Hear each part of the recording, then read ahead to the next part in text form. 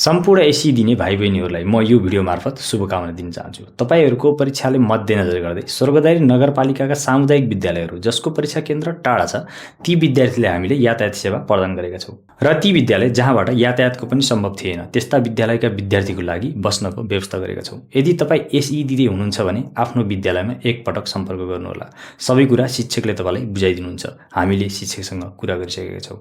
यातायातको सुविधा अमर मावि भिङ्ग्री, बेलवास मावि तापा, सूर्योदय मावि बेलवासलाई व्यवस्था गरिएको छ र बस्नको लागि बाल मावि अडेवास, नेरा मावि कोचिबाङ, बाल संस्कृत मावि धर्मपानी र बाल तपस्वी वेद विद्यालय गुरुकुलमलाई व्यवस्था गरिएको छ। उमा महेश्वरी मावि सारी, गङ्गेश्वरी मावि बाजीपुर, जनता मावि बर्जिबाङ र विद्यानन्द मावि जुडापाटाको परीक्षा केन्द्र नजिक परेकाले त्यहाँका शिक्षकहरूसँग छलफल गर्दा यातायातको आवश्यकता नभएकाले ती विद्यालयहरूको लागि यातायातको व्यवस्था गरिएको छैन। यातायात र बस्नको सुविधा तपाईँले हामीले प्रदान गरेका छौँ। यदि तपाईँले विद्यालयमा पैसा तिरिसक्नु भएको छ भने त्यो पैसा शिक्षकहरूले तपाईँलाई फिर्ता गरिदिनुहुन्छ।